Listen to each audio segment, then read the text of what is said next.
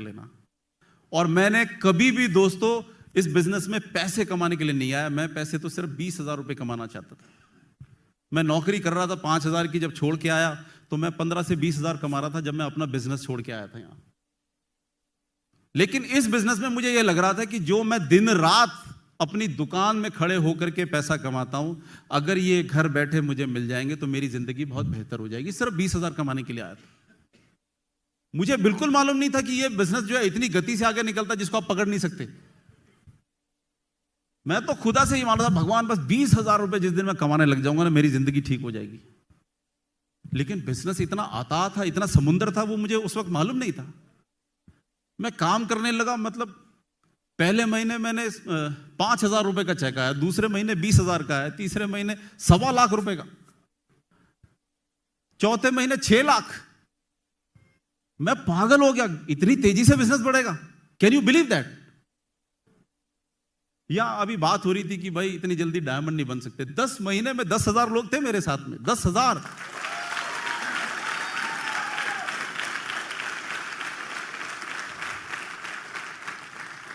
सब पूछते किया कैसे, मैं कौन हूं करने वाला, कैसे हुआ ये। एक ही बात थी दोस्तों, लोग मुझ पे भरोसा कर रहे थे।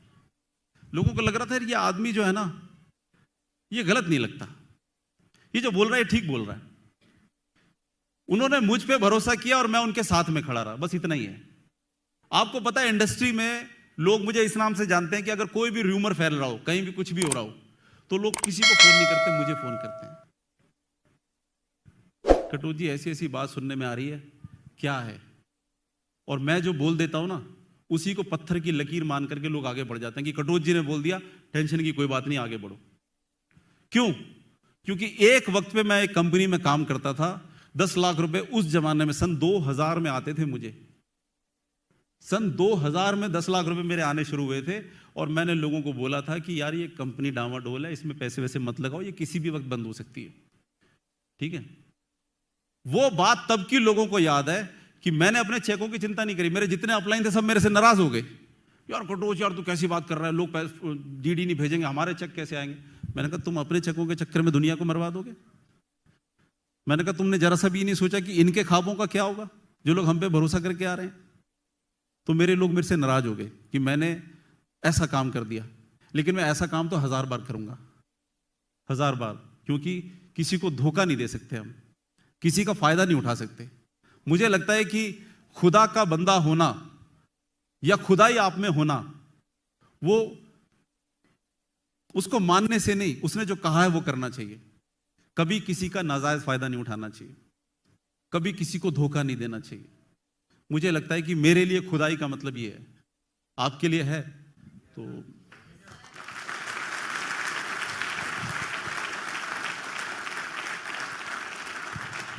एक बात और बताना चाहता हूं आपको। अभी पिछले 6-8 महीने पहले या साल भर पहले इतने र्यूमर्स उड़े थे कि भाई कंपनी बंद हो जाएगी, कंपनी बंद हो जाएगी। हमारे ही कुछ लोगों ने बीच में बड़ी हवा फुड़ाई, कंपनी बंद हो जाएगी, कंपनी बंद हो जाएगी।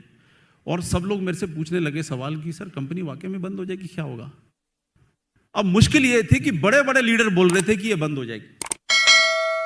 हरी सिंह याद है, मैंने कहा था ये नालायक लोग हैं, इनको जिंदगी में पता ही नहीं है कैसी चीजें बंद होती हैं कैसी नहीं होती।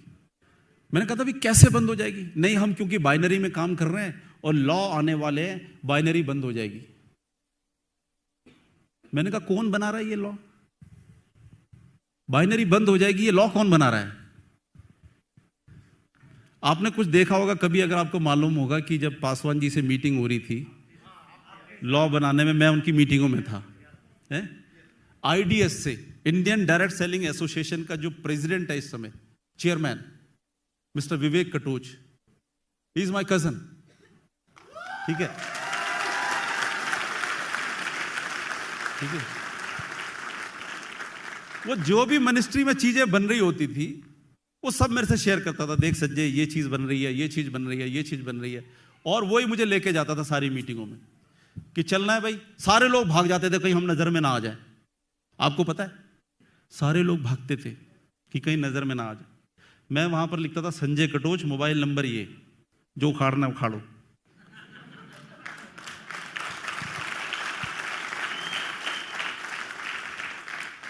इसका मतलब यह है कि अगर आपका बिलीफ इस बिजनेस में नहीं है तो तुम सरवाइव कैसे करोगे? पहले तो फैसला यही कर लेते हैं हमारा विश्वास है कि नहीं है, उसके बाद करेंगे ना इसको। नहीं ये बंद हो जाएगी, कुछ लीडर्स में इसकी वो चल गई कि हम कुछ कर लेते हैं, नहीं तो हम बर्बाद हो जाएंगे, बंद हो जाएगी। तो मैंने सिर्फ एक ही सवाल पूछा था, आप कोई फैक्ट्री चलाएं या कुछ भी चलाएं, सरकार किस बात पे सवाल उठाएगी? आप अपने एम्प्लॉय को सैलरी कैसे देते हैं इस बात पे सवाल उठा सकती है, या आपने क्या बेच के क्या कमाया, या क्या इलीगल काम करके कमाया या लीगल काम करके कमाया, इस बात पे सवाल उठा सकती है? किस बात पे सवाल उठा सकती है? कि आप कोई इलीगल काम तो नहीं करते, इसी बात पे तो सवाल उठती है।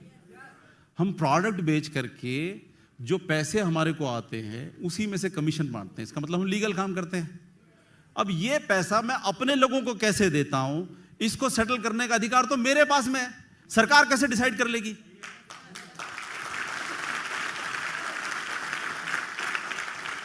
मैं अपने कौन से एम्प्लॉय को कितनी सैलरी देता हूं वो तो मेरा अधिकार है।